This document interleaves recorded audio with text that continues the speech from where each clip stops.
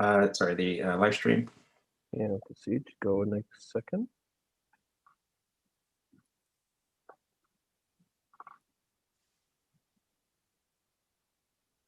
Yeah, we're good. Okay, and so at 7:04, we can go ahead and call the meeting to order, and starting with our Pledge of Allegiance. Who do we have today, Ralph? We have Rowayton Elementary School. Excellent.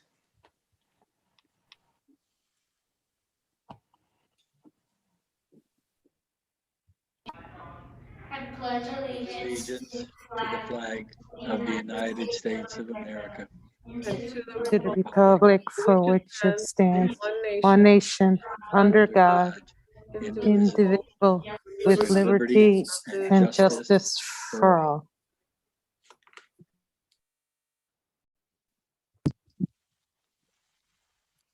And our thanks to Rowayton Elementary for that. So right now we can move on to the spotlight. Godfrey, do you want to take that? I do. Give me a moment while I just pull it up, please. Okay, sure.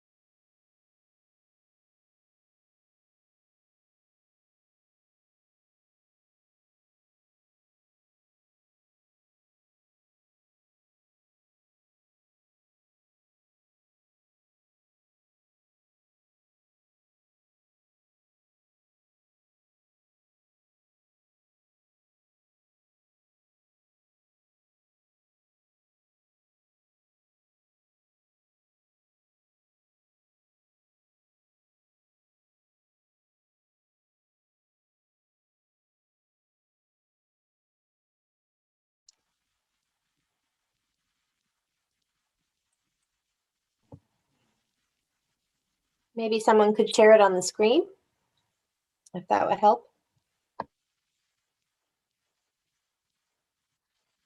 Would that help, Godfrey, or do you want to give you a minute?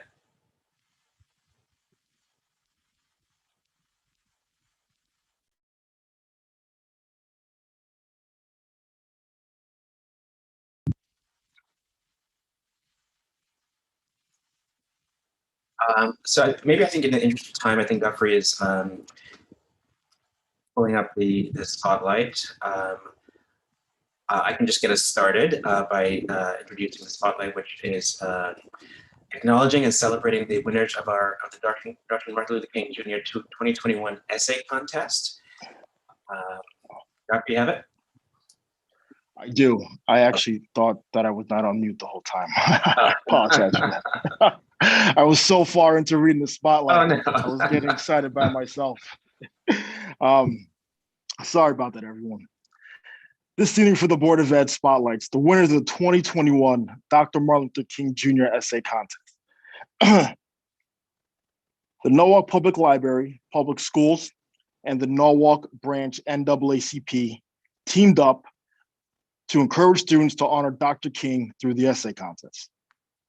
Elementary, middle, and high school students wrote about the pillars of Dr. King's legacy. Winners were recently honored with a virtual celebration where they shared their essays. The winning essays can be found on the Norwalk Library YouTube channel. As we celebrate this year's essay contest winners and all the students who participated, the words of first place high school winner, Denali Baker, further affirm the significance of what Dr. King's legacy and teachings mean to students in today's reality. Denali wrote, "Ever since elementary school, Dr. King has been ingrained in our education system, and his protests and speeches are known throughout the country.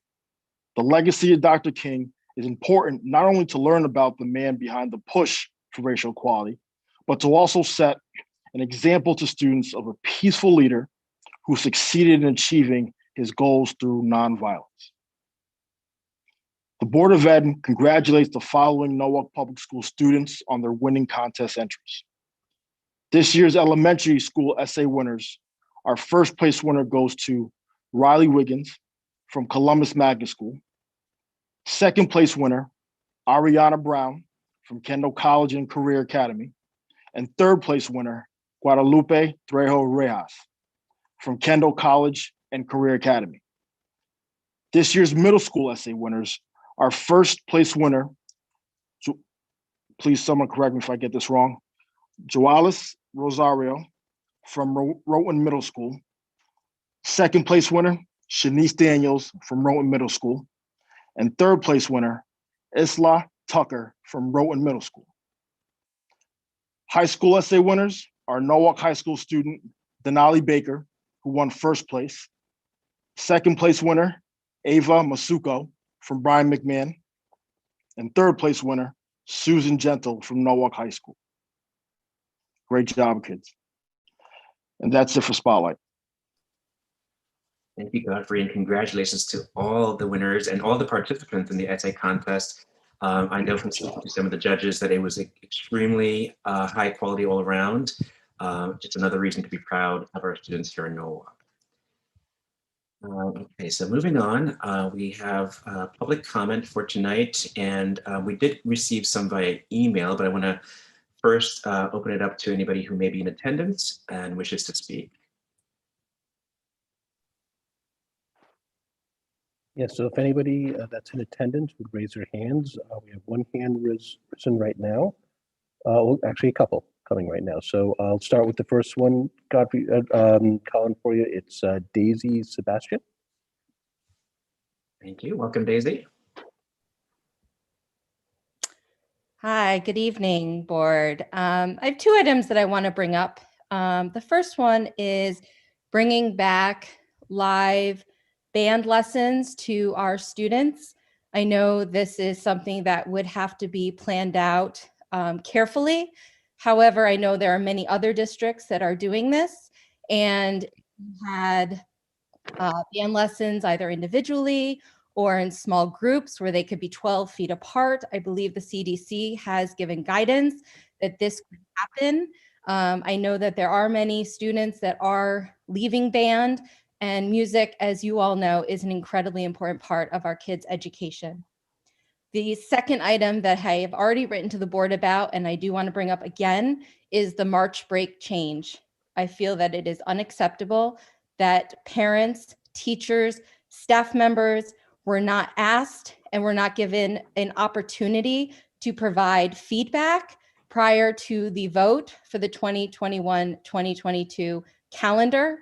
I did receive, as many other parents who did write to the board, received a general email back that did not address the points that were made from our letters that were sent.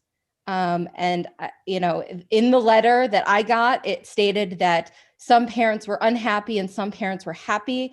I don't know when this was asked. I know I was not asked, and nor any of my fellow Silvermine or West Rock families that I know of were asked what we thought about this change.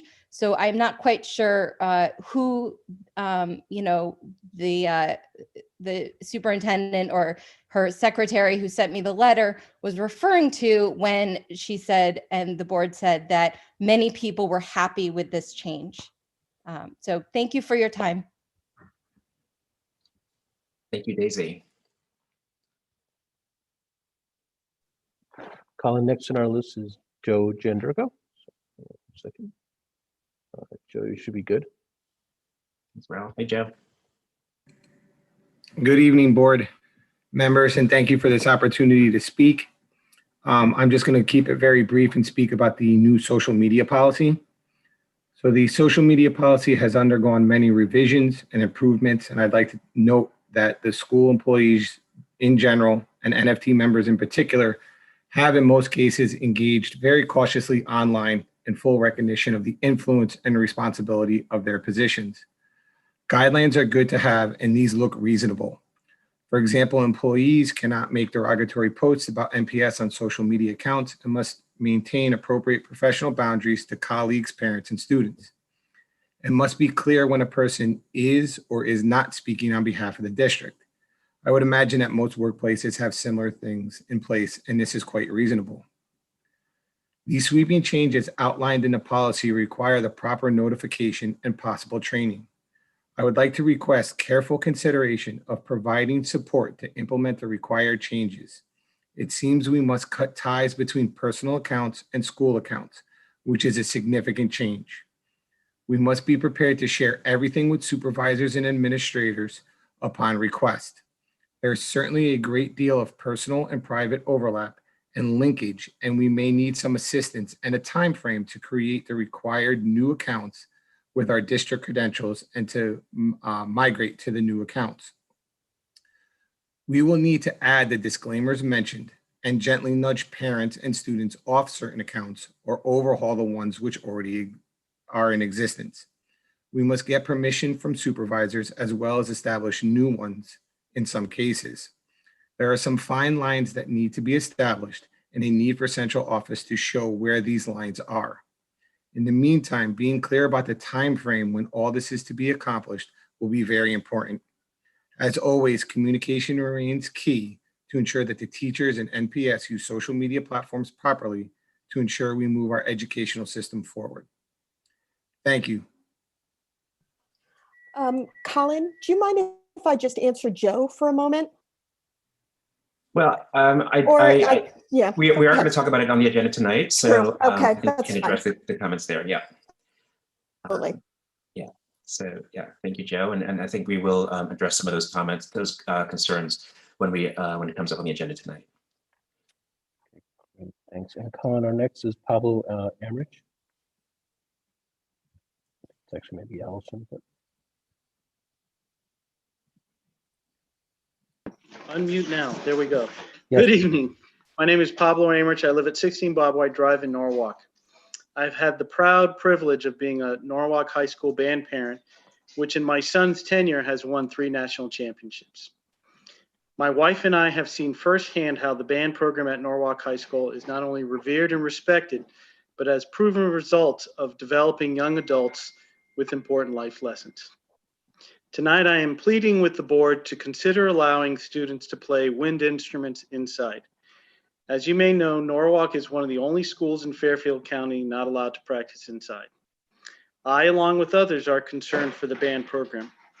Our students in elementary school and middle schools are not participating in band. In fact, if I'm correct, Nathan Hale, a feeder school to Norwalk High School, does not even have a band this year.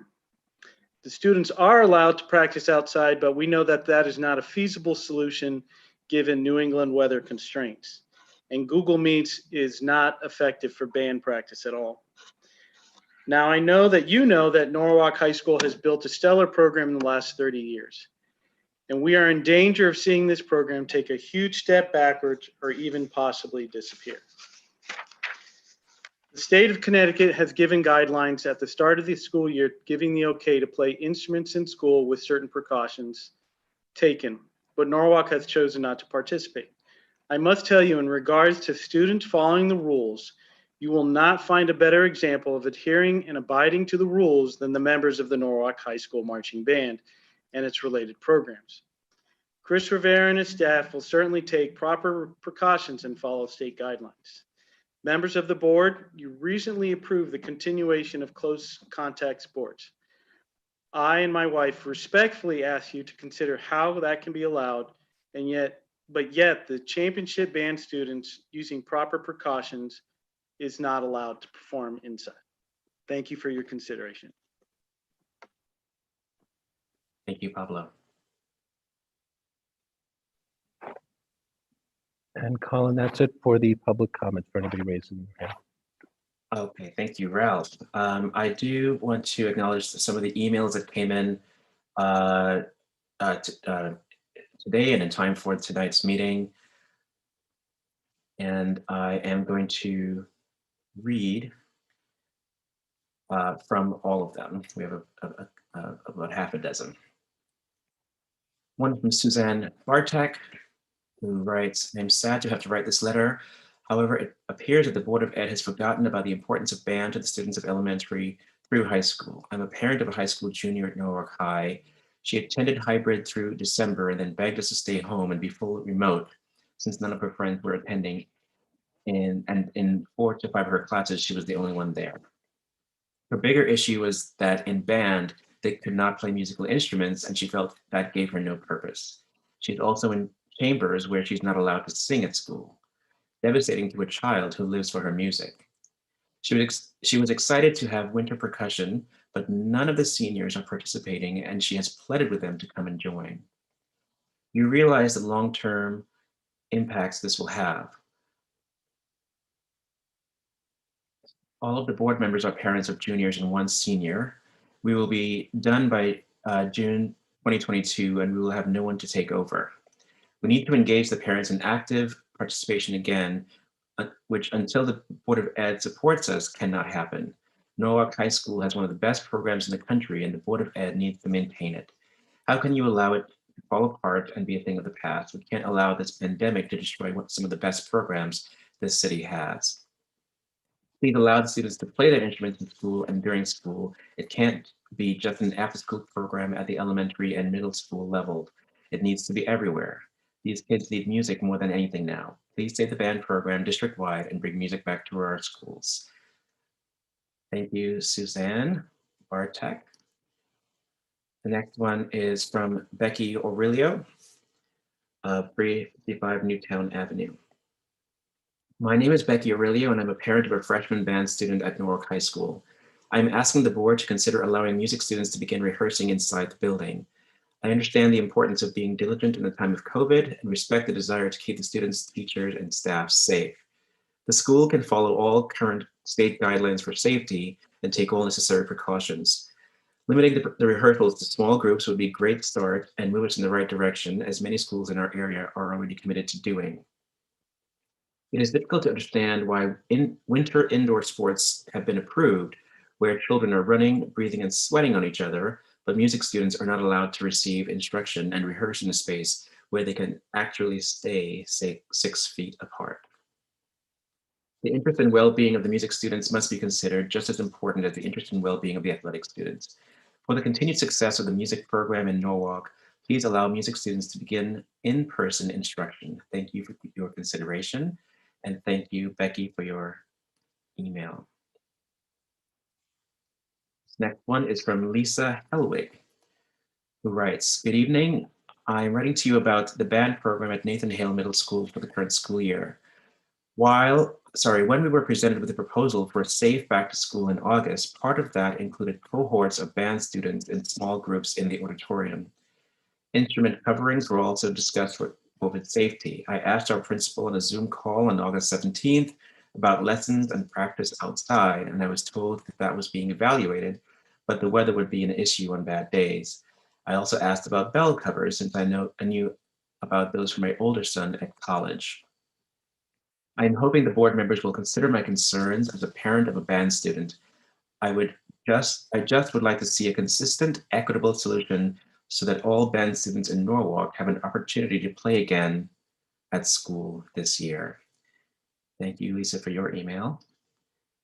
The next one comes from Lori Keegan, who writes, "This pandemic has caused sadness, mental anguish, depression, anxiety, and has turned our lives upside down.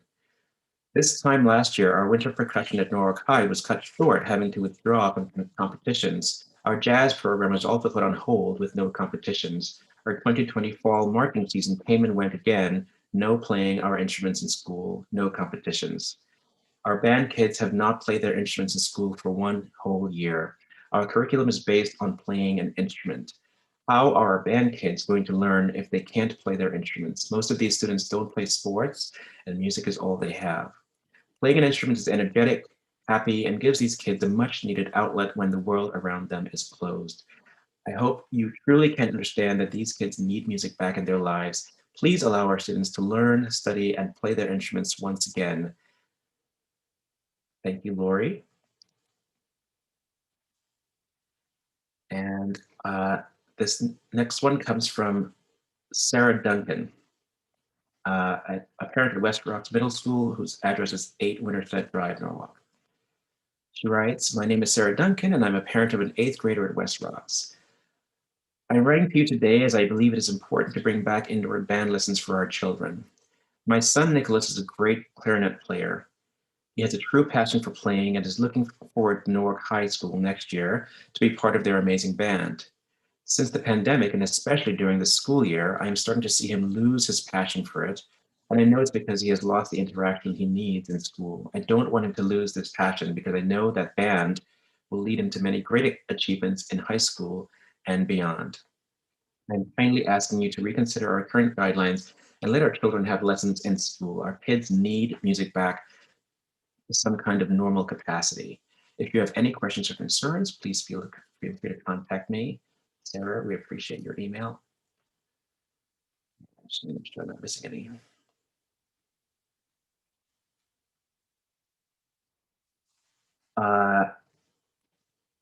We have one from Daisy Sebastian, but Daisy, I believe you were able to speak tonight, so I'm going to go to the next one from Dan Whelan.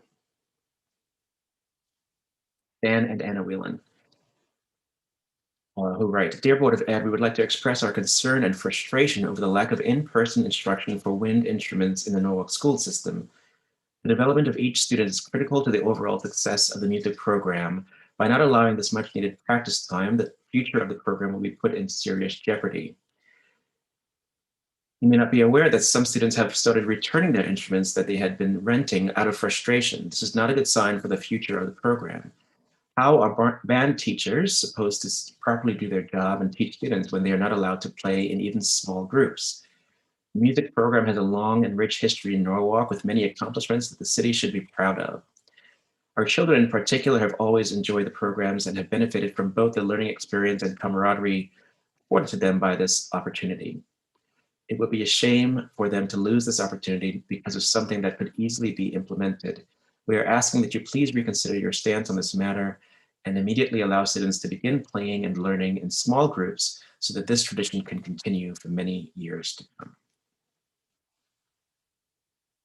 I believe that was the final email comment, and I want to just thank everyone who sent emails in and who was able to speak tonight for your comments and feedback. We do appreciate them and take them very much to heart. So now I'd like to move on in the agenda. I'll bring it back up. And I believe that takes us to the superintendent's report. So I'm going to kick it over to you, Dr. Estrella. Thank you, Chair. So this evening we have a number of items that we want to update the board on. The first thing I'm going to ask Mr. Hamilton to provide an update around the budget and some of the new information that we have that results in some adjustments that we need to make. And I would like to ask the chair if we can set a motion to approve this change during today's meeting. So, Mr. Hamilton? Sure. Thank you, Dr. Estrella, and good evening, board members. Many of you, of course, were at the meetings last week. The Finance Committee met last week, and there was also a joint Finance Committee meeting that a number of you attended with the Board Finance Committee and the City Finance Committee.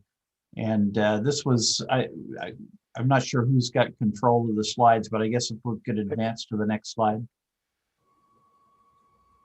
So one of the main pieces of information that we conveyed at that meeting did relate to the health insurance for the district. And you'll recall at the time that we submitted our original budget, because our budget submission deadline is so early, the state had not released any preliminary rates, health insurance rates whatsoever. And so we had indicated to the board at that time that our number was really a early estimate that had been provided to us by the district health insurance consultant based on general trends in health insurance rates and health insurance costs, but that the actual rates would be developed later.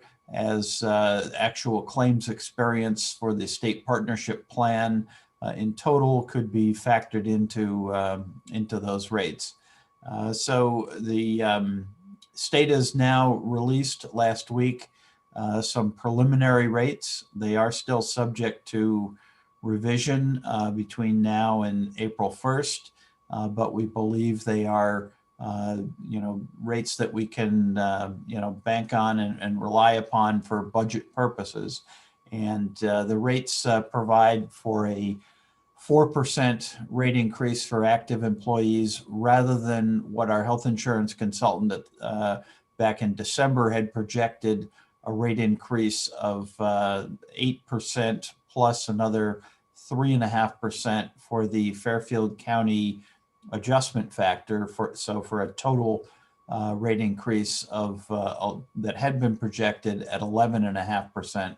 So this is certainly welcome news that the rate for active employees is now projected at 4% rather than 11.5%. The rates for retirees are going up at 12%.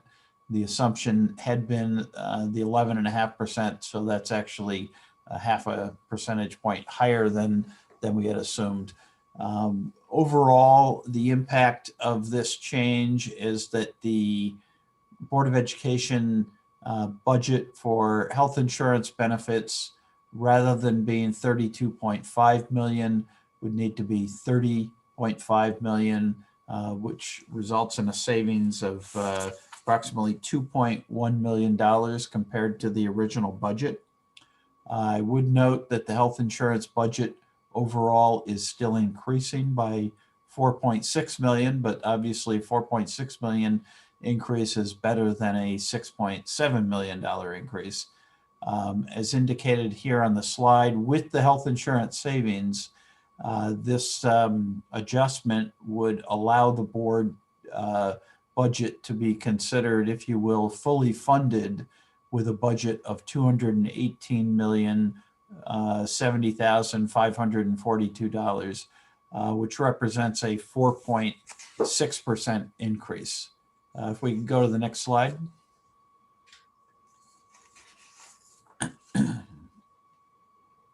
So what I've laid out here is that number that I just gave you, the revised Board of Ed request column, the third column from the left, would be at 218,070,070, which represents again an increase of 9.6 million or 9,654,000 or 4.6%. Couple of additional points, as I think the board is well aware. The city CFO has recommended a budget for the board next year of only $212.6 million, representing an increase of just 2% or $4.2 million. So there is still a wide gulf, almost $5.5 million shortfall, if you will, if the city CFO budget recommendation is accepted. Obviously, we know that having to make $5.5 million worth of cuts to our requested budget would certainly be a very painful and difficult task that would involve some really difficult cuts. We hope that ultimately does not come to pass, but that would be the magnitude of cuts that we would need to make. So at this point, what as the superintendent alluded to, given the fact that we do have this favorable information on health insurance, we did get asked the question last week at the Joint Finance Committee whether or not the board was modifying its budget request. And because obviously the decision to modify or not modify a budget request ultimately rests with the board. As the superintendent indicated, she is going to ask that you add this to your agenda, but it would be our recommendation that you go ahead and modify the request to the $218 million figure that you see here. We think that's a reasonable thing to do. At this point, would allow us to come in with a budget request of only 4.6%, which we think is quite reasonable, and would hope that it will receive favorable consideration ultimately when the Common Council sets the budget cap later this month, and when the Board of Estimate and Taxation ultimately sets the Board of Education bottom line appropriation later this spring. So that's really the sum total of what I had prepared to present. Happy to answer any questions. And I don't know, Dr. Estrella, if there's any other points that you wanted me to make. I think you've highlighted all the essential components. I would like to just make sure that board members don't have any questions regarding the adjustment based on the new numbers that we acquired from our medical consultant.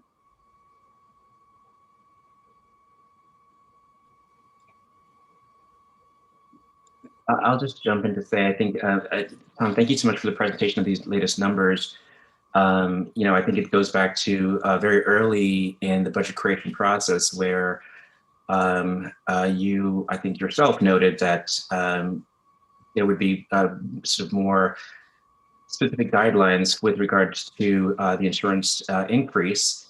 And, I think, here we are in February and we have these latest numbers. So I think it's very helpful to present it tonight. I think it's very important for us to be as transparent as possible with our constituents, to the public, and the city of Norwalk. And I'd like to suggest, if somebody wants to make a motion, that we can add an action item tonight to approve a revised budget request that reflects the latest figures in the insurance. So it would be a revised. I would be happy to move that we approve a revised budget of $218,070,542, a 4.6% increase, with the appreciable change falling in our benefits line as outlined in this presentation. Thank you, Barbara. Does anybody second that motion? I'll second it. This is Diana. You might want to take the screen off so you can see us as we're motioning. We do have a second. Any discussion on that motion to add an action item to tonight's agenda?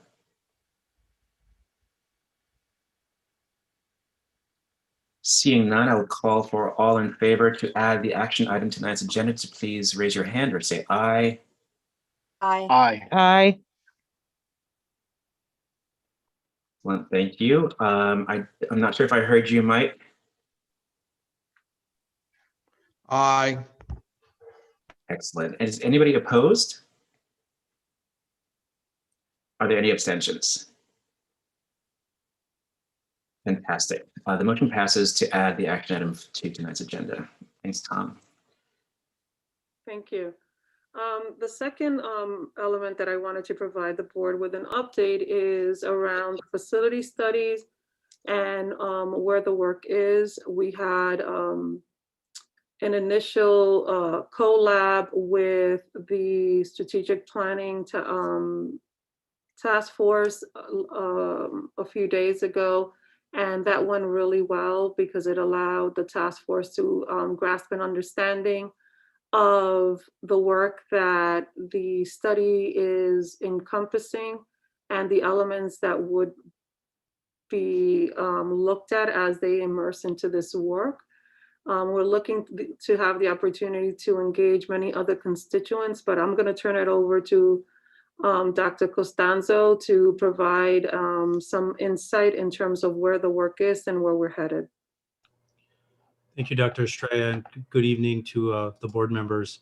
So as the superintendent explained just a moment ago, the facility study is well underway in the district. We have Newman Architects and DLR Group jointly working on an extensive, comprehensive facilities overview that's really broken into two essential parts.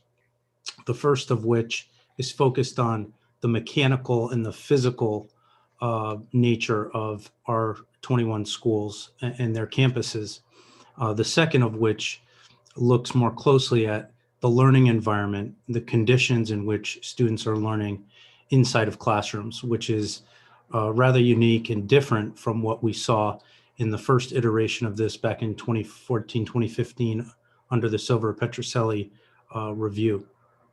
So you can see here an essential question that the architect has asked with our support is around this question about looking at multiple data points throughout the system. So everything from our enrollment projections to our school by school capacity, looking at the physical assessments that are done over the next several weeks and the learning conditions or the educational adequacy are all being factored into this study so that we can make decisions that are built upon this robust framework of data collection.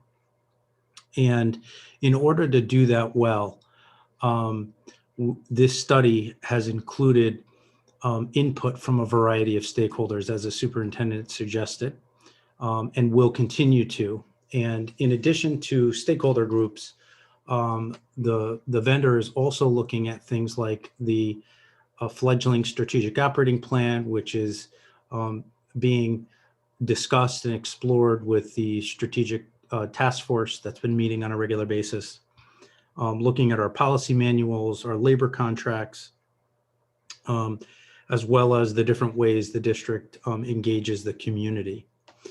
The Newman Architects and DLR group refer to what we would normally say focus groups are. They refer to them more as collabs.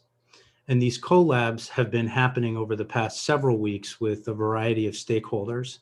And we now have more than 100 individuals, part of the MPS community, that have participated in a collab facilitated by our Newman Architect and DLR group. These meetings go from about 60 to 90 minutes. They look very closely at specific areas of our architecture throughout the district. So to give you an example, a collab may focus specifically on the values that individuals place in learning conditions within a school. And then another focus group might look more closely at something different, like sustainability or environmental considerations or security, for example. So we can go ahead and shift the slide. These are the key study components that have begun and will continue to work our way through. Teaching and learning being really a key driver in this discussion. We're thinking about the long term and how students need to learn in environments that look very different from the ones that we remember as students not so long ago. Culture and context. And these collabs have been really fun to be a part of and almost build off of some of the earlier work we did as a leadership team when we reopened schools back in the summer. I can remember the superintendent talking about day in the life of a student, day in the life of a teacher. And the Newman Architect Group deploys a very similar approach in their sessions, in their collabs, and they do a day in the life of, and have done that with our principals, with a teacher representative from each school that was nominated by the principal. And we'll do a couple of more of these before we are through the study. Virtual tours and benchmarks are a component. Sustainability and resilience, that's a collab that we haven't had yet, but we will be having actually tomorrow, February 17th. There'll be approximately 40 participants involved in that. And then lastly, furniture, fixtures, and equipment. And although that may sound technical and very detailed, it's actually a really important component to this study that we want to be able to share with you. So the assessment includes our 12 elementary schools and 4 middle schools, which builds off of the earlier master's facility plan that Silver Petroselli did back in 2016. And remember, you may remember that at that time, that study had identified, and this is going back 6 years, $77 million of deferred maintenance that the city and district had not been able to complete, although it had been identified as maintenance that was very much needed to be addressed within the next 10 years. The 18 locations in this particular study, as I mentioned earlier, included the physical assessments and have been evaluated based upon similar criteria to the 2016 study.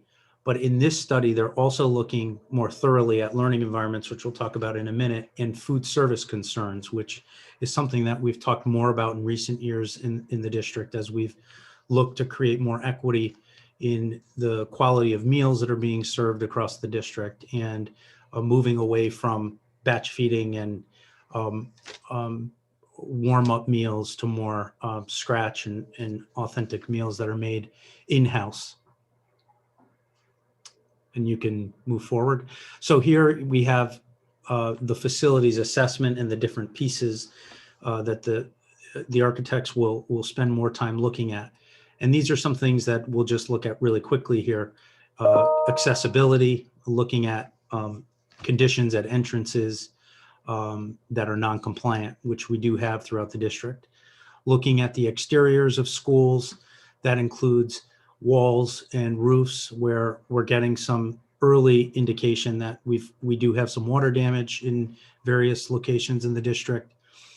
Finishes, and this includes walls and floors and other areas that have missed routine maintenance upgrades over the years. And we'll talk a little bit more about a plan to get a comprehensive maintenance plan in place where we're looking to replenish or refresh 20 to 25% of these types of locations on a regular basis. You've heard the CFO, Tom Hamilton, talk in the past about the reality that we have schools with asbestos tiles that are popping, and we are, duct taping them down. It's not a friable situation, but one that we need to monitor on a regular basis to ensure that our students and staff are safe. Fire protection and egress. We're learning that schools, there are many schools that have little to no sprinkler coverage, and that we have exits throughout the district that are non-compliant because of hardware or fire rating issues. And then we spoke about this piece about food services and the need to take a closer look at that. The architects have been working with our food services staff. They've been working with Bill Hodel, getting into these spaces, examining the kitchens, examining the central kitchen so that they can provide us with a comprehensive and authentic assessment of these areas. And we can move on to the next slide.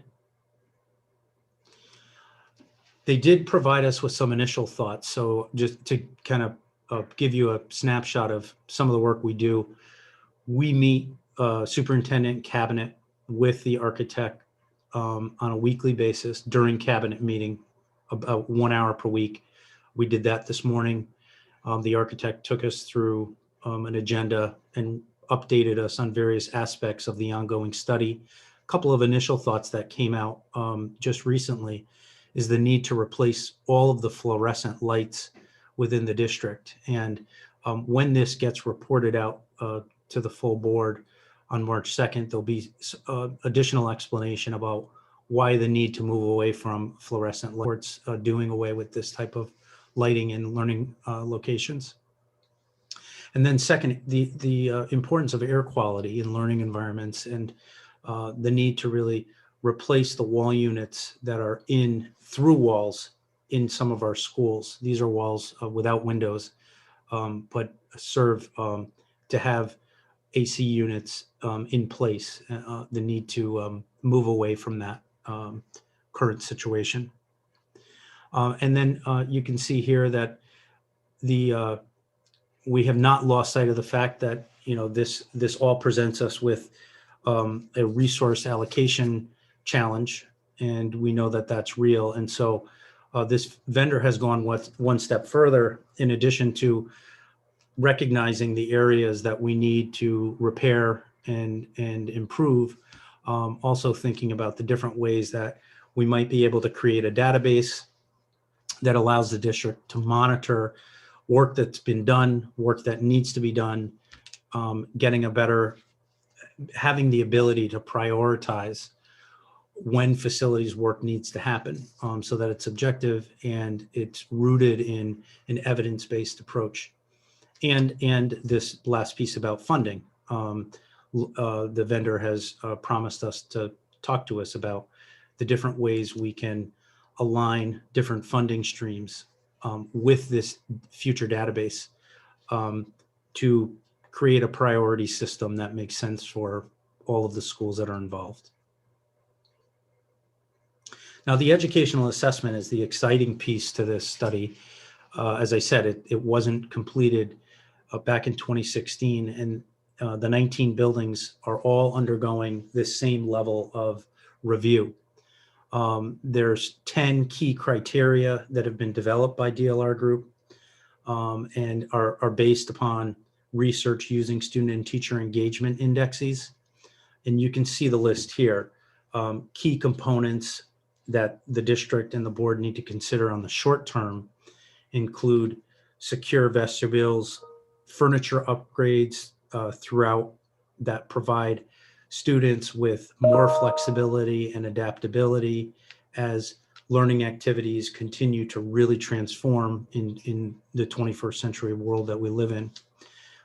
Shades that would be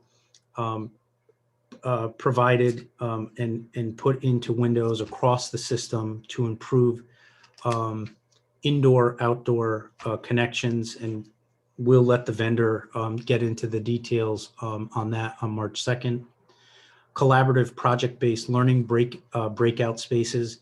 We've seen some different possibilities in the co-labs that the architects have put together so far, and we're excited with some of the different possibilities that could make their way into our schools. Increased transparency and interdisciplinary connections. So very much connected to curriculum. One of the fascinating things about this particular group is they have a combination of non-education sector employees as well as former education employees, including former assistant superintendents and curriculum experts. So it's a wonderful meld of the different sectors looking at the schools from so many different vantage points. So in summary, what we have worked on with DLR Group and Newman Architects is to position us at this crossroads in a way that allows us to leverage resources most appropriately and most efficiently, that does so in a way that considers our short and long-term enrollment projections and building capacity, and looks at this critical area of deferred maintenance that has gone on for far too long in Norwalk, that we simply continue to fall further behind on with each new year. And so in order to tackle that and begin to cut into all of that deferred maintenance, we need a plan, and that plan needs to be supported by evidence and data that will allow us to make objective decisions about what we can take on and where we take it on, so that it's equitable and occurs effectively. And so that's it. To give you sort of a timeline, we have a couple of collabs prior to the March 2nd Board of Education meeting. At that meeting, the vendors will give a presentation on a preliminary set of draft scenarios that they will share with you based on a set of schools that they have comprehensively studied. They'll use that as a first opportunity to get your input on the work that they've done, examining the different schools, collecting the different pieces of input from the stakeholders that have been part of the process, and then look for feedback. And then from March 2nd onward, there'll be some additional collabs, including one that will be entirely of students. There will be a couple of other collabs. And at some point later in the spring, we're working to nail down the final date. There will be a findings report that will be presented to the Board of Ed. And from that point, we'll start to act and move. So that's the update at this point, and I'm happy to answer any questions that you might have. That seems like really great progress, Dr. Costanzo, and I really appreciate the hard work for everybody who's been making that happen in the midst of very difficult times. I will just share that the collab that I participated in, I find it fascinating that each of the groups, which were made up of very diverse groups of parents and educators and other folks, came back with the same general feeling that we needed to have spaces that took into account that different children learn differently, that we need places for collaboration and fun and interaction, but we also need places for quiet focus and deep individual learning. So I thought that was a very good sign that the community in multiple areas is viewing this work in a very similar way. So. Thank you. We're noticing cohesion around the values that people are bringing to the conversation as well.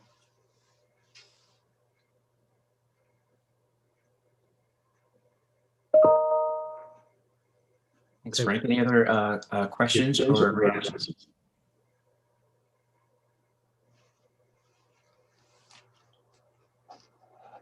Okay. Thank you. We look forward to seeing more from those studies. Very exciting.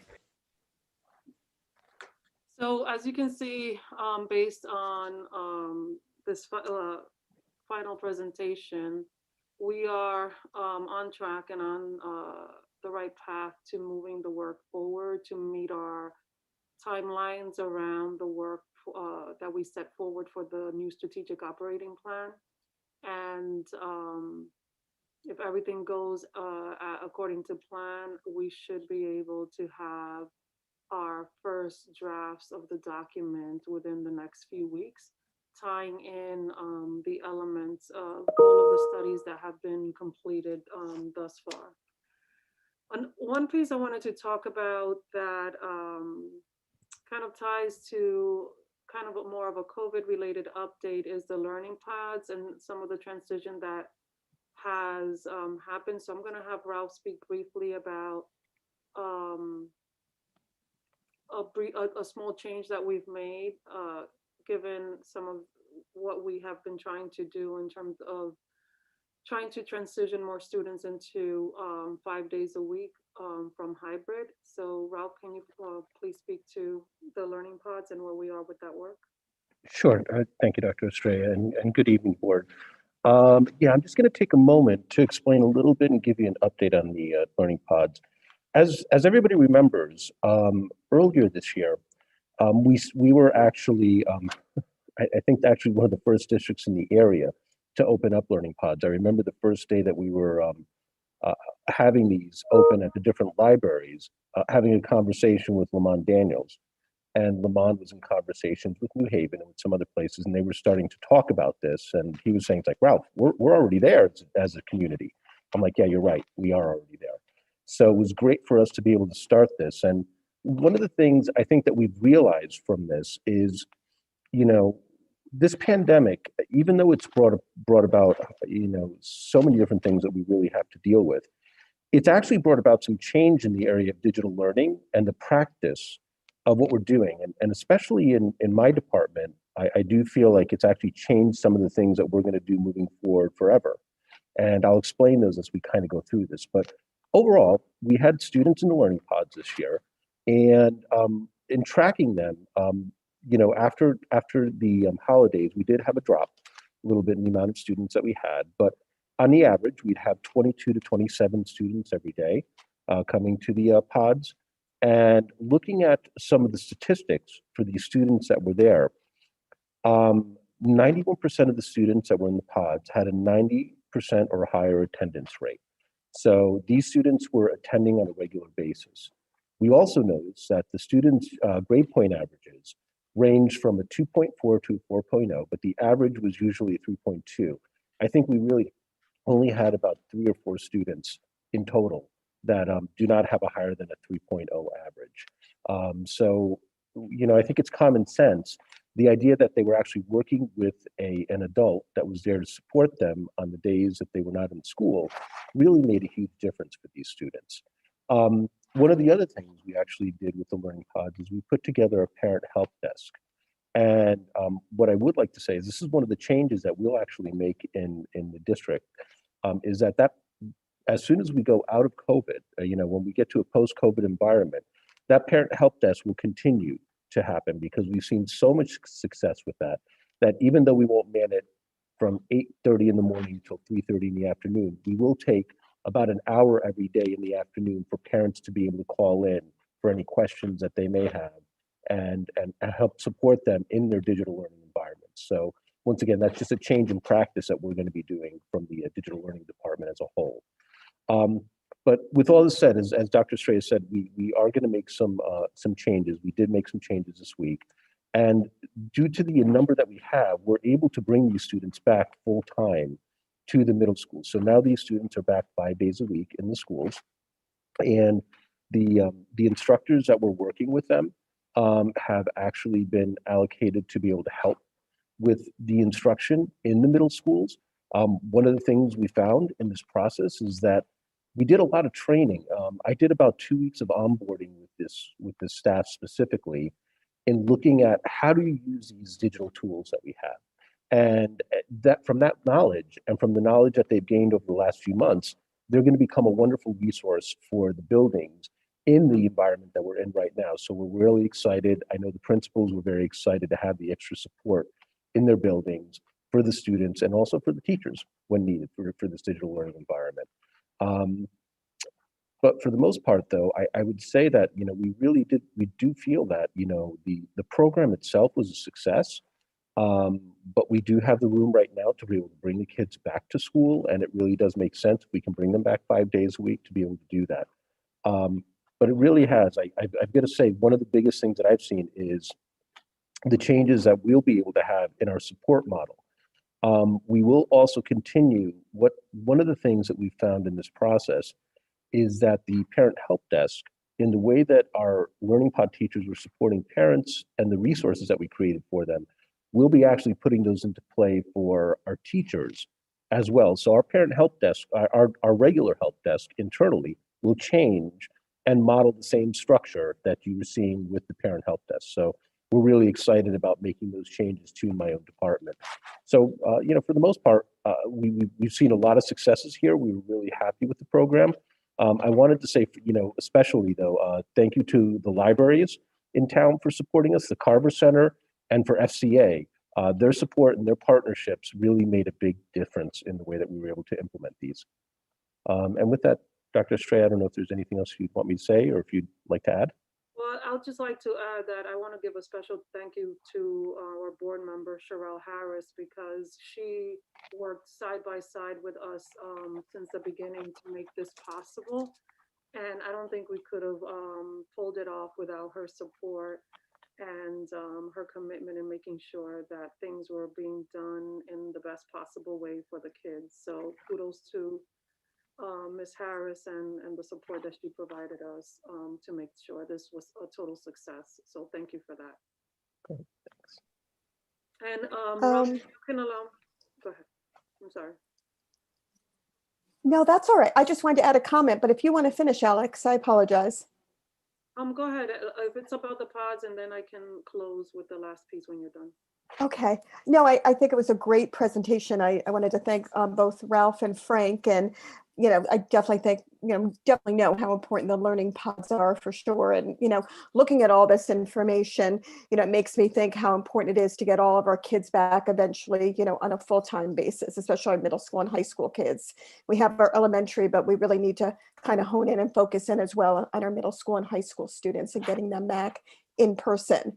I also wanted to add, Frank, just for a moment, when you were going through facilities, and what resonated also, other than what Barbara brought up, and thank you for bringing up some points as well, was the lighting. You think something as simple as lighting, and we know how important the ventilation is, but having that lighting and special lighting and not having harsh lighting is really also quite important to student outcomes and student learning. So thank you for also bringing that up in the presentation. Thank you, Heidi.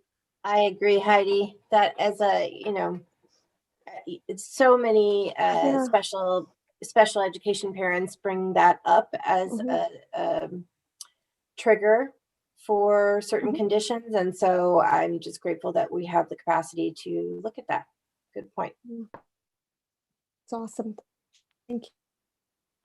And in the point you made about middle school and high school students in person, that's something that we're looking at and looking at the ways in which we can do that. We started with multilingual learners and students with special needs, and now we're all moving to the next phase of looking at the rest of the students and how we can potentially the number of students that we have in person.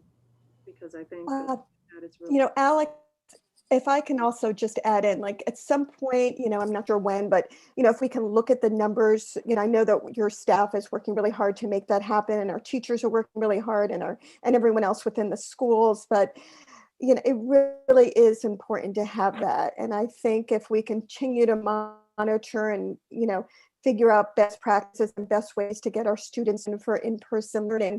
I think one of the band moms, somebody had brought up in a discussion earlier about, I believe, her daughter not feeling comfortable because there just weren't enough students. I think it's also important to make sure that, we have students that want to be there, but then they're looking at classes and thinking, why am I here when everybody else is on a Zoom call and they're remote and I'm in person? So I think having that familiarity and having, peers with each other has a huge positive impact, not only academically, but socially and emotionally as well. thank you. That's true. And just to close out, I'm just going to share real quick. So just to remind everybody of the timeline and where we are in the work, just to close, right now, we are in the process of closing out some of the final studies. We had the opportunity, the board had the opportunity to engage in the board retreat that focused on the equity project and looking at those findings at the end of January. We had the presentation with the spread review early February as part of the workshop. And like Frank articulated, March 2nd, we will have the facilities studies presentation as well. Our goal is that in the next few weeks, we will transition into more information session and getting feedback from multiple constituents on some of the initial drafts of the strategic plan as we continue to incorporate some of the new findings. And our goal is to have a July 1st start of the new strategic plan. With that, I just want to thank the board for giving us the opportunity to present today an update of where we are in the work. And we're looking forward to continuing our progress towards developing a strategic plan that will inform our work for the next 3 to 5 years. And I open to any further questions that the board might have.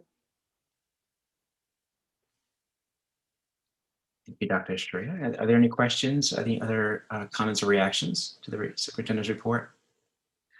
Oh, Colin, I'm so sorry to interrupt. There's one more thing that we wanted to provide a quick update if that's possible. Go for it, please. Thank you. The Twilight Schools, I'm gonna have Yvette Garbage speak to that piece. My apologies.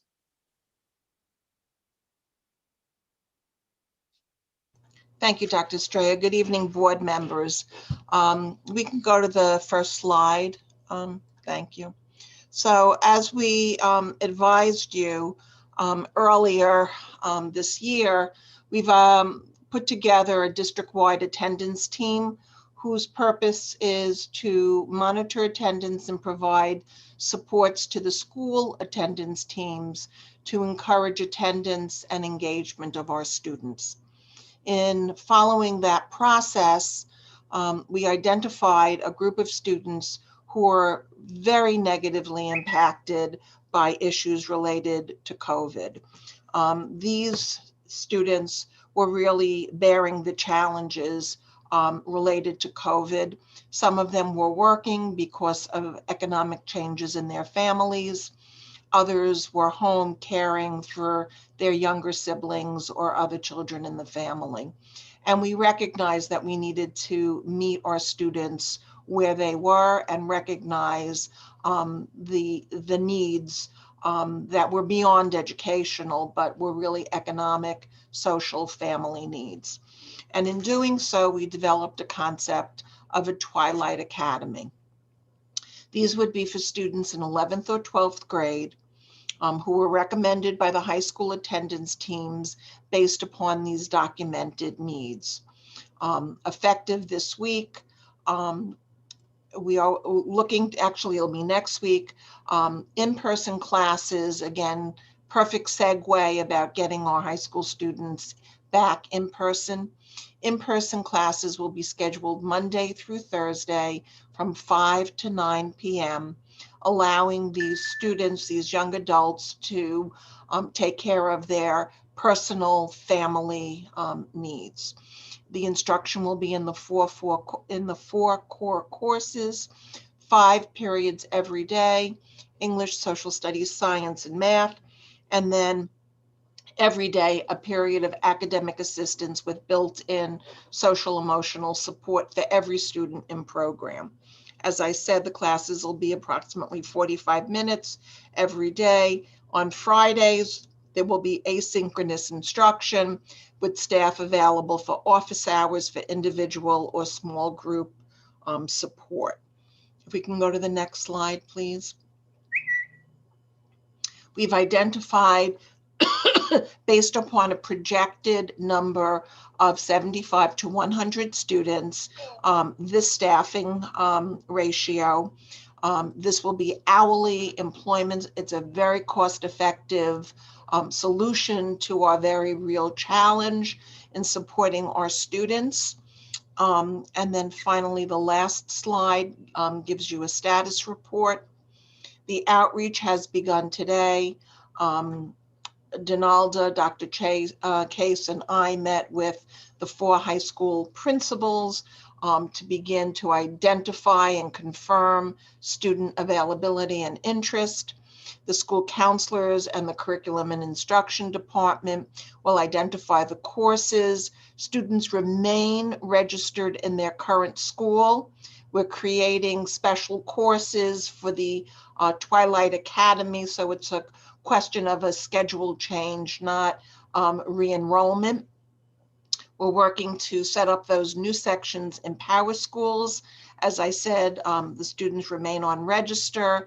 The positions have been identified. Very good news. We were worried about transportation. Our transportation vendor is working with us. So we are looking to start at the end of February. And this is all dedicated to keeping our young adults on track towards graduation through this terrible challenge before them, so that they can launch their individual student success plans, whether that plan is college or full-time competitive employment. So we're very excited about the pilot, and I look forward to bringing you updates once we are fully up and operational. Thank you. Thank you. Yvette, and my apologies. But I think that's a very important point and aspect of the work that we're doing, especially given some of the COVID challenges that we have. And we wanted to make sure our students had alternative options given some of the difficult times that they are experiencing and some of the adult responsibilities that they've had to undertake as a result of the unintended consequences of the pandemic. Erica. Barbara? Oh, I'm sorry, Erica. I think I've read about Twilight Academies under other circumstances in the past, and I was hoping maybe Yvette, from what I read, they were very successful. Maybe you can expand on the success rate of implementing a program like this. It's not, it's not something that we've homegrown, if I'm remembering this correctly. And there's a reason why you look to this type of program because of the model that was built out in other areas and the success that it brought to those students. There are many school districts that run evening or twilight academies. Some do it for credit recovery.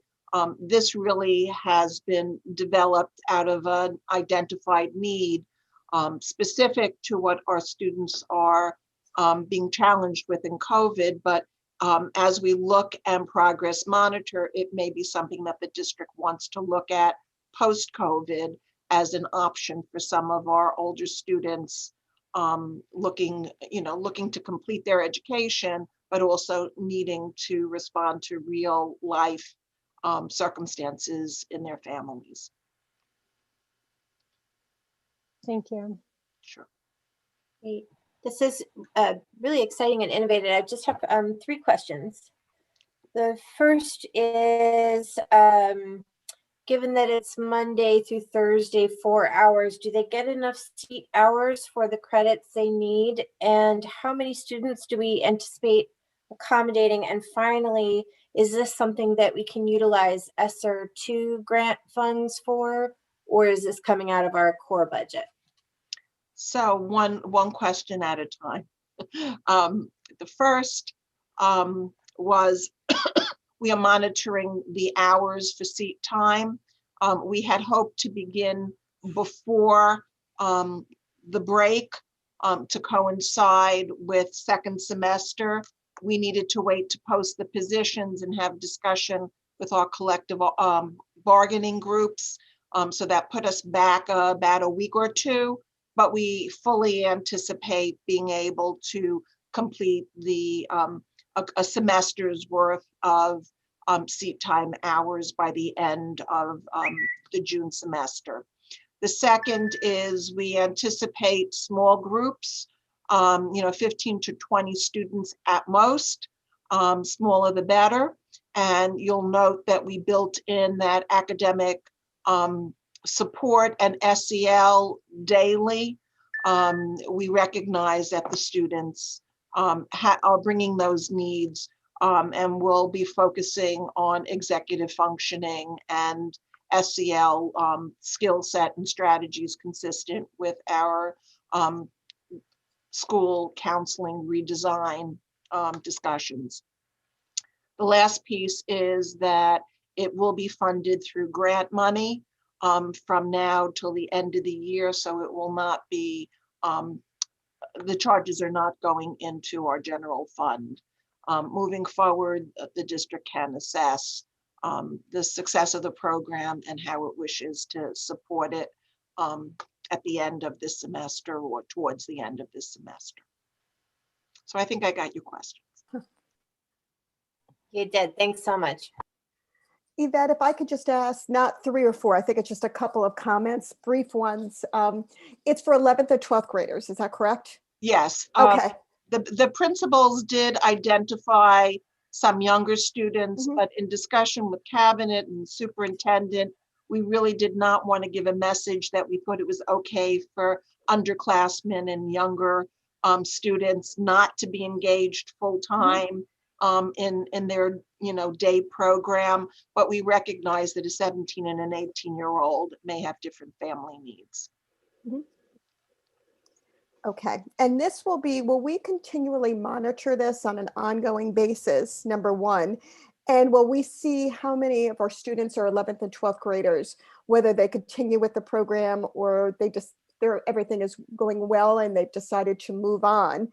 And one other point, will we have some kind of progress report or something report that we can look at to see what we've done well, what might be missing, how we can kind of possibly keep this going, but also see if we need to tweak it along the way? I will clearly have quarterly reports, two of them, and I would suggest that we look at a mid-quarter progress report. The district attendance team monitors attendance on a daily and weekly basis, and we will do the same for engagement with this program. Okay.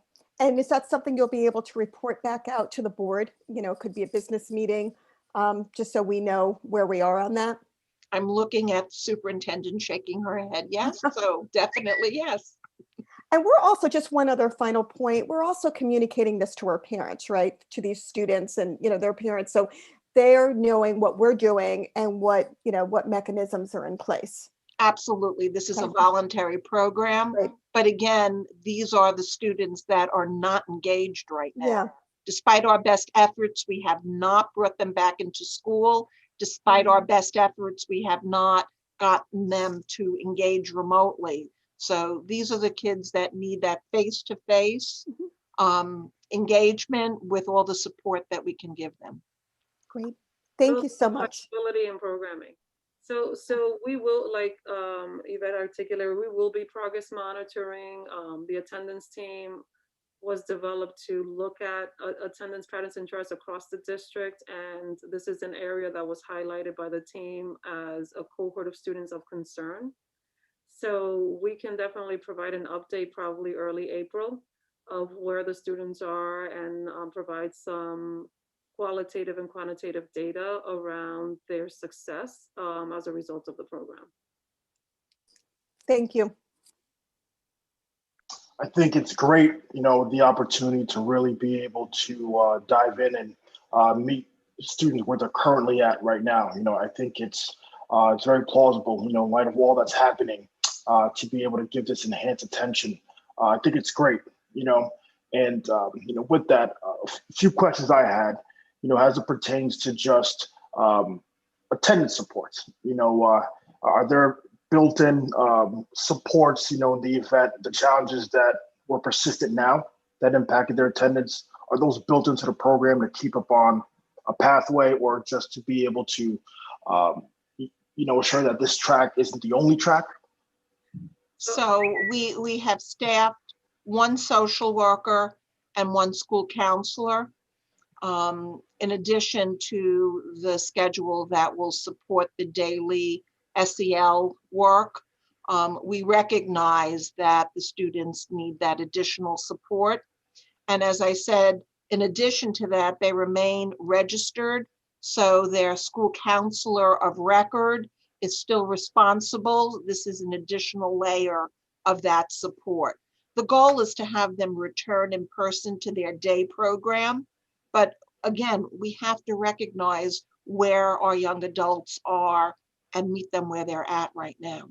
And I think, Godfrey, to your question, the biggest point of that where they became disengaged was because the schedule was not working to meet their needs. So the program was designed to accommodate their their day life experience. So when you think about the day in the life of the child, like Frank articulated earlier, their day looks very different than many of our students throughout Norwalk. And we needed to create special accommodations. The main accommodation in this situation that would make them or allow them to re-engage was the time in which we were providing courses for them to have access. And obviously scaffolded with that, providing them with the social services necessary to support them in being successful. Thank you for that answer. Another question I have, is there any plan to engage the community providers in a more intentional way that can help complement, you know, efforts and plans to address some of the needs? The social work, I'm sorry. Go ahead. The social worker assigned to the program Mhm. that we've put into the program would be the key person responsible for the wraparound services in the community.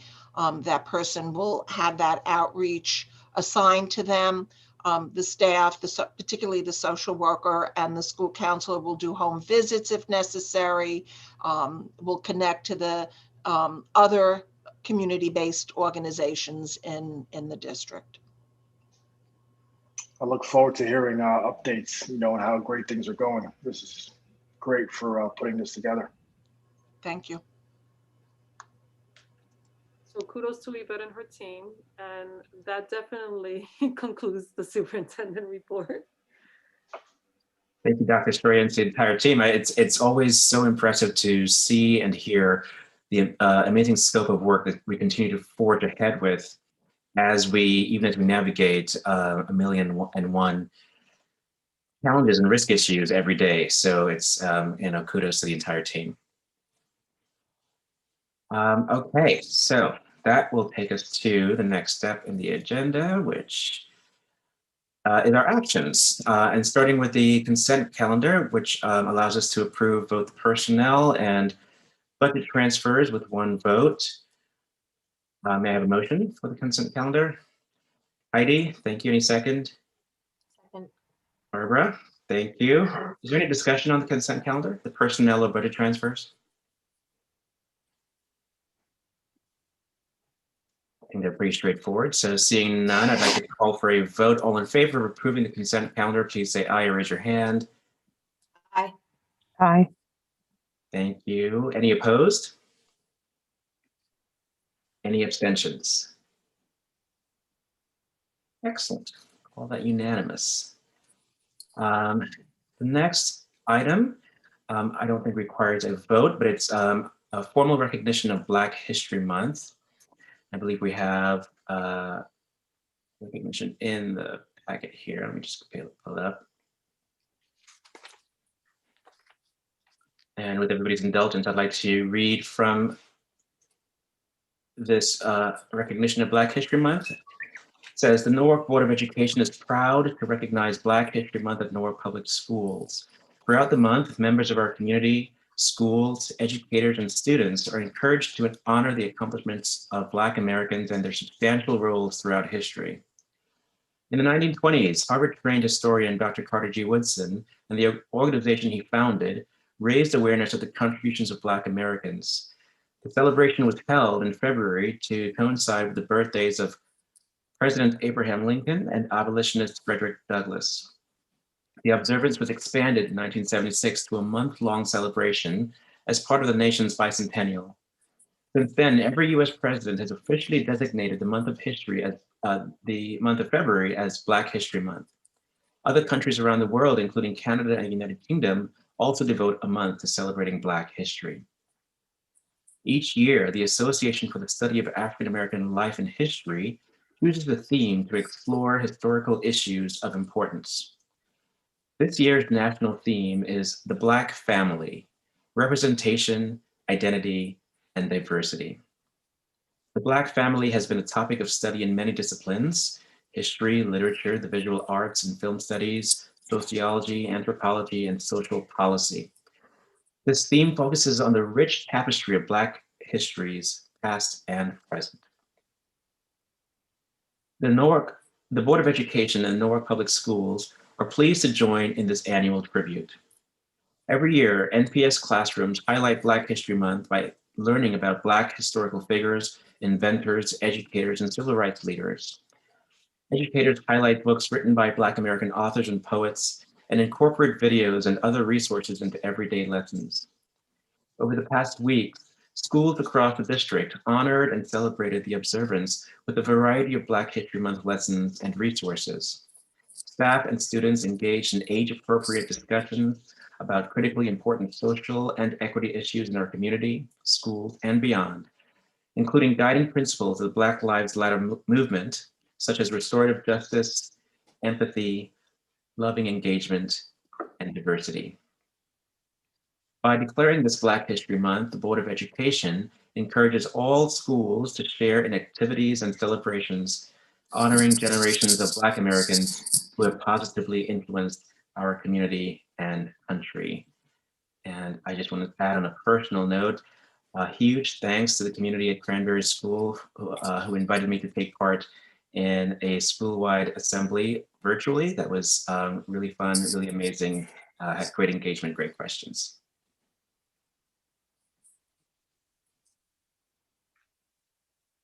And that allows us to move on to action item number 4, the appointment of Eric T. Jackson, principal of Nathan Hale Middle School.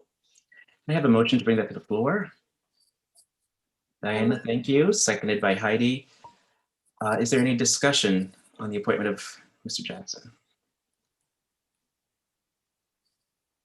Thought his resume was compelling and his success in his former placements were very exciting, and it offers a lot of hope for Nathan Hale Middle School and its progress over the coming years.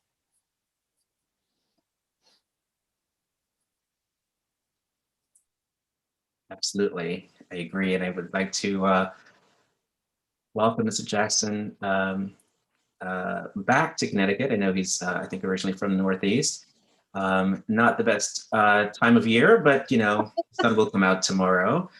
If there's no further discussion or questions, I'll go ahead and call this for a vote. All in favor, please say aye or raise your hand. Aye. Aye. Any opposed? Any abstentions? All right, excellent. Mr. Jackson, welcome. I know the Nathan Hale community would be excited to have you on board. Is he on tonight's Zoom by any chance? No, okay.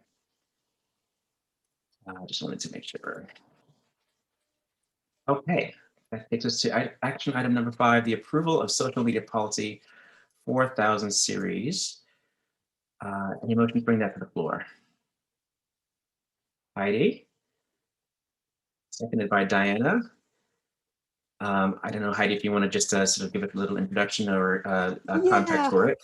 Yeah, I mean, during our last meeting, you know, we had a first read, so we kind of went into depth during that meeting. But, you know, one thing a couple things actually I wanted to mention briefly, and Dr. Costanzo can add in if he wants to as well. But, you know, we took a lot of time on this policy. You know, we made a point of having Tom Mooney come in and present and talk and give us his feedback and his suggestions as well. So it really is a robust policy with all of our policy committee members a part of this. And he was really instrumental in helping us to craft this particular policy.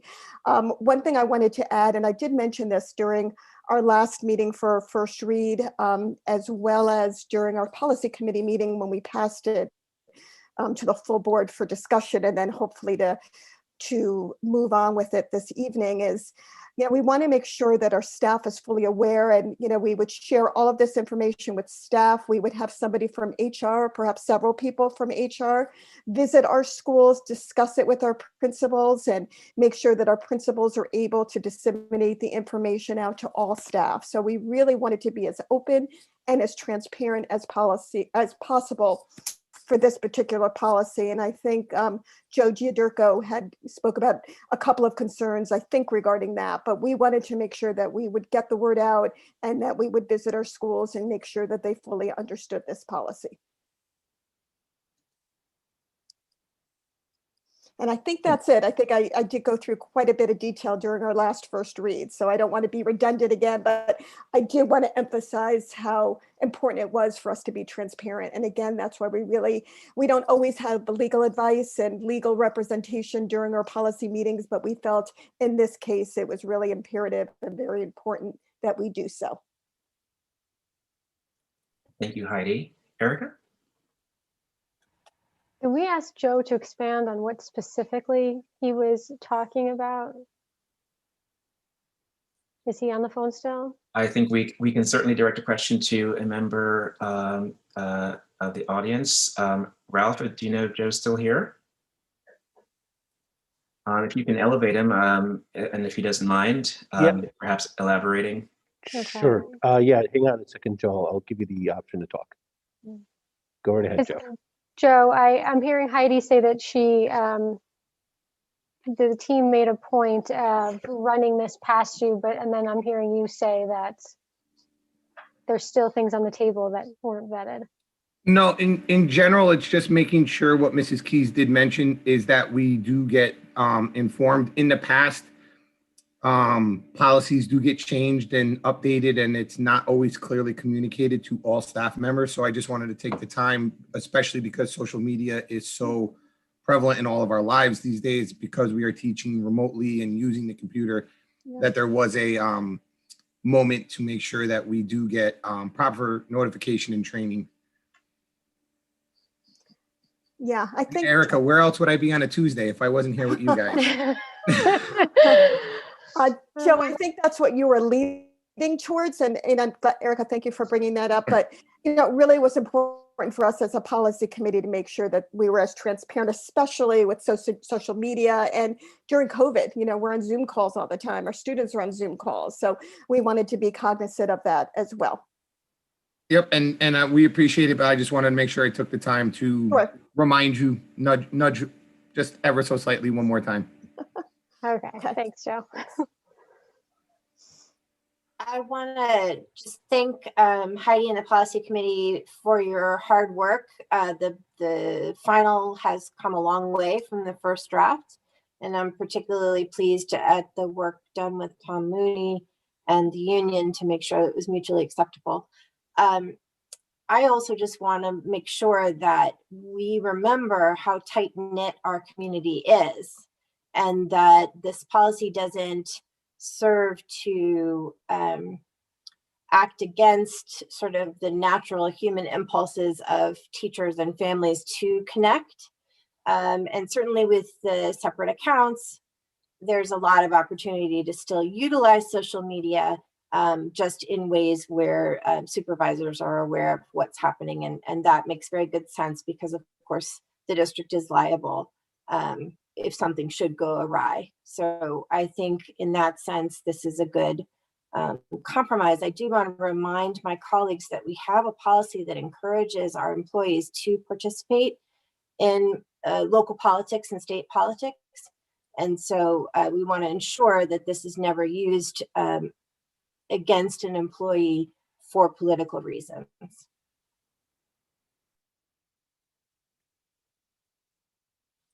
Thank you, Barbara.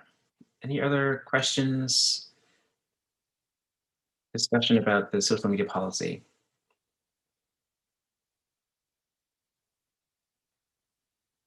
I think it's a testament to the rigor of work that has gone into it, Heidi, and I want to just thank and acknowledge the entire policy team.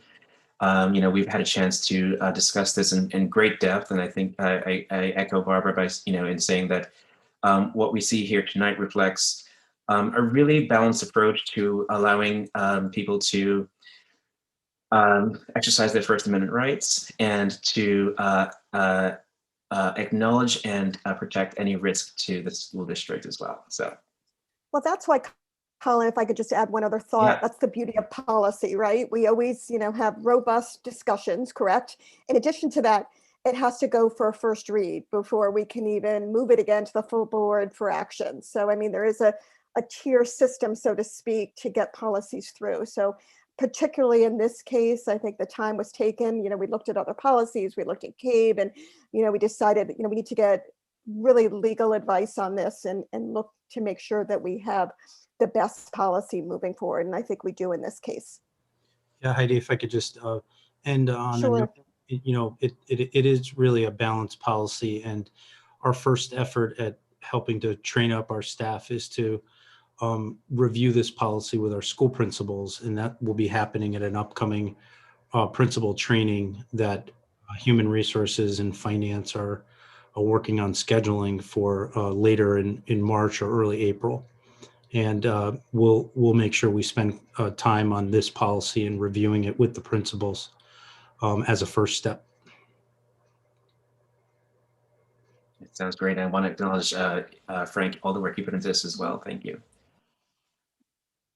All right, if there's no other discussion, I think we can go ahead and call this to a vote. I'd like to ask anybody all in favor to say aye or raise your hand. Aye. Thank you. Any opposed? Any abstentions? Unanimous. Thanks again to the entire policy team. That moves us to the approval of the Merrimack Kitchen. Thank you, Mike. That moves us to the approval of the Merrimack Kitchen addition and interior alteration project. If I can get a motion to move that to the floor. So moved. Thanks, Barbara. Any second? Erica? And I see Jim is here if we have any questions. Is there any discussion, questions, feedback about this project at Merrimack? I think I just wanted to say that it's gratifying to see this come to fruition. We are, engaged in a conversation about what the baseline important core services we want to have in our buildings for our students. And we, as a board, have identified that a separate cafeteria with the capacity for from scratch cooking is an important priority for our students. And so I'm excited that we are, making one more step towards that goal district-wide. Here. Other questions or discussion? I'll just say, having got a chance to review this with the facilities team last week, I think, I really appreciate, the level of attention to detail. Even thinking about rerouting the driveway to have kitchen access, the impact on the play area. I think it's really been very thoroughly thought through, and I think there's also been a very welcome attention paid to cost management as well. So I think it's moving in a very good direction all around. And so, if there's no other discussion, I'll go ahead and call this item to a vote. All in favor of approving the kitchen and interior project at Merrimack, please say aye or raise your hand. Aye. Thank you. Any opposed? Any abstentions? Excellent. All right, we're good to go. Thank you, everyone. Thank you. And that takes us, well, we have one more action we added it tonight. I wanted to bring up the action of voting on a revised budget request to reflect the revised insurance numbers that we were presented with tonight. If I can have a motion to bring that to the floor. Can we do this? We voted to add it to the agenda. Okay, so moved. So moved. Gorillas and humans. Any second? Heidi, okay, thank you. I'm not sure if there's any further discussion. Again, we were presented with new numbers with regard to the increased insurance costs for next year. Those costs have come down, and I think that in the spirit of transparency and requesting only what we need, I think we can vote on a revised budget to reflect that that lower budget request. I'm not sure if there's any other discussion, questions, comments. Seeing none. Sorry, Barbara. No, it's okay. Okay. I think we've beat that dead horse enough. We'll have glue at the end of this. Yeah. All in favor, please say aye or raise your hand. Aye. Thank you. Any opposed? Any abstentions? Excellent. So we have unanimously passed a revised budget request reflecting the lower budget requirement of 4.6% over increase over last year. I would just point out that that is still lower than the 6.1% that the CFO is proposing for the city side in terms of an increase. We'll make sure he knows that. Okay, now that takes us out of the actions and into item number 7, information and reports, starting with the January financial report. Over to you, Mr. Hamilton. Okay, thank you. And again, good evening, all the board members. So you have the January financial report. We are 58% of the way through the fiscal year and 50% of the way through the school year. We have at this point expended 48% of the total budget. So top line, we are running very much on track. There are no really big surprises in the financial report this month. And so things are pretty much tracking where we would expect them to track. Overall, we've actually spent just slightly less than we had spent at the same time last year, but essentially the same expenditures this year as last year. Salaries are up by 2.2%, reflecting generally the effect of new contracts that are in place. Benefit costs are up about 3%. We are showing that in the professional and technical services line items, the 300 series line items, we are at this point running under budget. We're at this point 34% expended. Some of that is a timing issue, and some of that is the continued work in the special education department to bring services in-house and to make use of fewer outside consultants.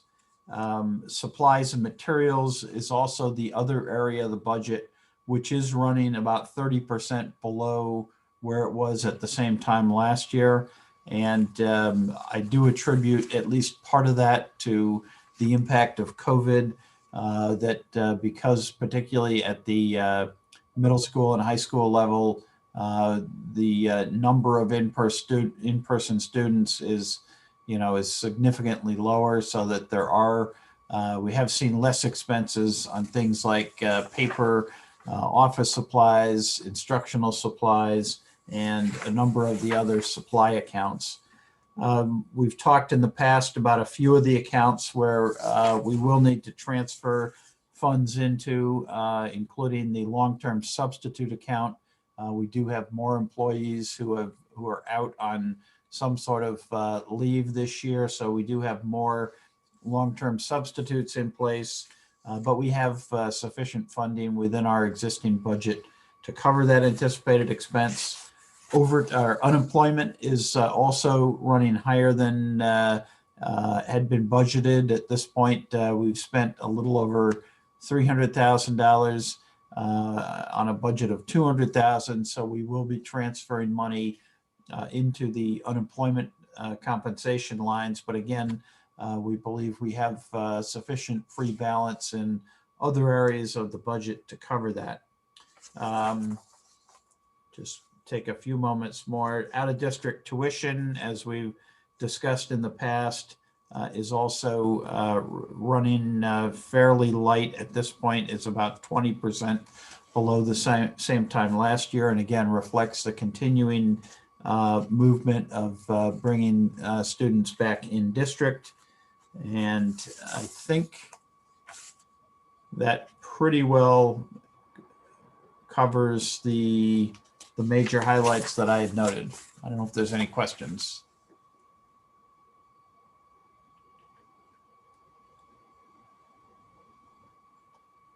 No questions, just deep thanks for piloting us through such a complicated financial year. Thank you. Halfway through. Any other questions about the financial report or comments? All right. Thanks, Tom, and to the entire team, Kristen, and everybody's working very, very hard. that allows us to move on to committee and or representative reports. If you've got some stuff you're working on that we didn't really kind of touch on tonight, please feel free to update us.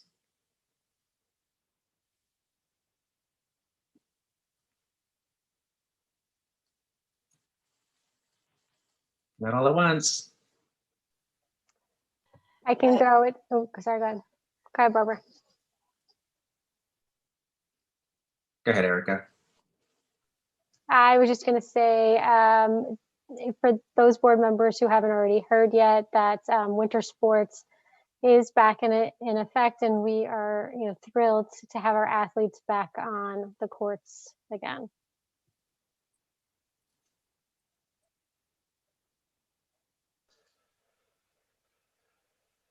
Yeah, some positive news. We'll take that. Barbara? We've just hit highlights of the facilities meeting already because we had a robust discussion about intentionality around maintenance for the buildings and, of course, brought the Merrimack project forward.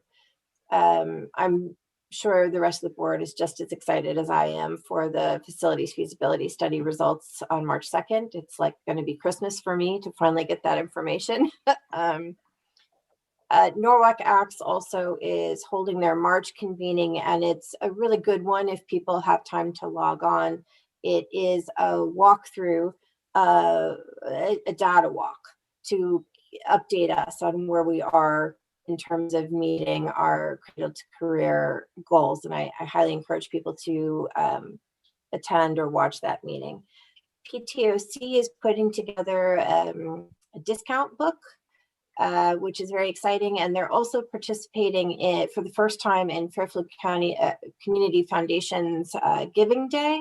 And they're hoping that people will give $10 and have their uncles and aunts and grandparents also give $10 and potentially win prize for the most unique number of donors, because we have such a large group of stakeholders in through our PTOs, and that money could then be funneled back into the schools as needed to support just district schools that may have had difficulty fundraising or to cover insurance costs and so forth. So I hope people will participate in that.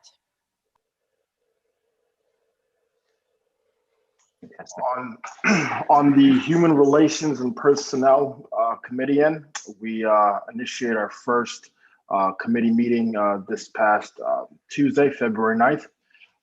And part of the work that we'll be engaging in will be really kind of updating the community at large, where we are in this transformation process with our HR department, utilizing the work we've collaborated with our new consultant. And the purpose and intent, of this committee is really to be in a proactive sense, really look for ways and policies we can adopt that will complement, some of the great efforts our staff is doing, and really enhance our collaboration and work with the community and organizations that we liaise with in a more meaningful way.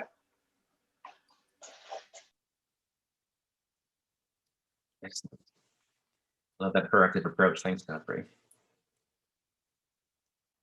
The only thing I will mention on the finance side, obviously we voted on a revised budget request tonight, but just in case anybody's watching us on YouTube, just to keep in mind where we are in the budget process. On the operating side, the Finance Committee of the Common Council is going to be holding a public hearing on this Thursday, the 18th at 6:30. And members of the public are welcome and invited to, and encouraged, in fact, to share their thoughts on the operating budget. And on the capital side, the next step will come from the city's planning commission, which will make their recommendations on to the mayor, who will make recommendations to the common council. So the process continues, as it does every year. Okay. If there's no other committee announcements or representative, I'd like to invite any board members to share any personal announcements. Anything fun going on with you or your families? I can announce that I have gone nowhere and done nothing.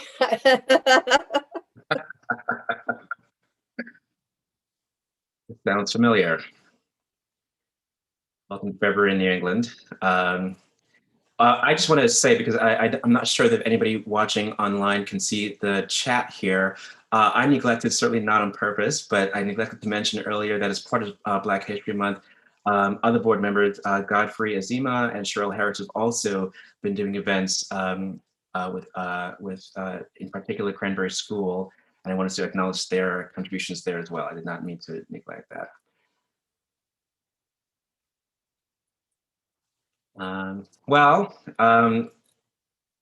It's the season of birthdays. I know we said happy belated to Dr. Shreya earlier. I'm turning 30 something again on Saturday, so that will be my personal announcement today. Okay, moving on to the approval of minutes. We have minutes from January 12th and January 19th. If we can move them together, I think that would be great. Anybody want to make that motion? Heidi, and seconded by Erica. Are there any discussion or changes to the minutes? Yes, sorry. Please. So on January 12th, page 2, paragraph 1, it says the B Foundation spelled with just a B. It's actually spelled B-E, like the verb. Page 3, paragraph 5. For some reason, there's a capitalization issue with the word he. It should be not read that way. Page 3, paragraph 8. It says higher, H-I-G-H-E-R, but I think it might need to be reading higher, H-I-R-E, but you might want to clarify with Mr. Hamilton. Page 5, paragraph 5, it says supporting the schools while note, and it should be not note. The January 19th paragraph, page 5, paragraph 1, strike the word noting. Page 6, paragraph 3, she said the asbestos program should have a goal of 2 schools per year in order to finish the work within a 5-year horizon. Page 6, last paragraph, new high school work be eligible at 22.5%. I think that's wrong because the reimbursement rate is 80%. So somebody might need to look back at the tape and see what was actually happening there. Page 8, paragraph 4, it should read Norwalk Acts Workforce Development Committee meeting, and where it says in the 4 sectors, it should read in 4 sectors. Just strike the, and that's it. Thank you for that, Barbara. I know. It's important. I just wanted to note for the January 19th minutes on page 8, I wanted to make sure that everybody knew the full name of what is referenced here as the Equity Committee. And that full name is the Inclusion and Educational Justice. Just so get that on the record. I love that. So do I. Any other changes? Okay, if we can have a vote to approve the minutes with the noted corrections. All in favor, please say aye or raise your hand. Aye. Any opposed? Any abstentions? Cheryl's abstention. Thank you. Cheryl abstains. And that brings us to the end of the regular agenda items on tonight's meeting agenda. We have a one item that we need to go into executive session for, and so for now I need to ask for a vote to take us into executive session. A motion, sorry. Barbara, any second? Diana, all in favor of going into executive session, please say aye or raise your hand. Aye. Any opposed? Any abstentions? We are going to take the executive session in person at City Hall. We will begin in roughly 10 to 12 minutes. I will see you all there. I'll walk as fast as I can, guys. Good night. Thank you, Thanks, everybody. Everybody.